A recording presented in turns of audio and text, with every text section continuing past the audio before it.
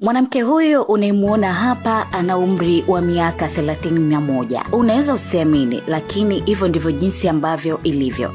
Ni mwanamke wa miaka 31 tu. Anafahamika kwa jina la Senhala Hoza, mwanamke kutoka Afrika Kusini ambaye amewashangaza wengi baada ya kueleza namna alivyozeeka ghafla, na anasema kwamba hali hiyo ilimuanza akiwa na umri wa miaka 27. Muonekano wake ulianza kubadilika na kuelekea uzee kwa haraka sana hadi leo hii akiwa na umri wa miaka 31, na hivi ndivyo jinsi ambavyo anaonekana kama bibi wa miaka 70 au 80. Mwanamke huyu anasema kwamba alizunguka katika hospitali mbalimbali bila mafanikio yoyote, na zaidi afya yake ilizidi tu kudhoofu, ikiwemo viungo vyake vya mwili na moyo vinazidi kuathirika, na muonekano wake ukizidi kukimbilia uzee kama ambavyo anaonekana. Hali hii wengine wamekuwa wakihusisha na imani za kishirikina, huku akisema kwamba huenda alirogwa na raia wa kigeni ambaye alikuwa ni mpenzi wake kabla hali hii kubadilika. Mwanamke huyu anasema hali yake ilianza kubadilika mara tu baada ya kujihusisha kimapenzi na mwanaume huyo ambaye ni raia wa kigeni, wakati huo akiwa na umri wa miaka 27,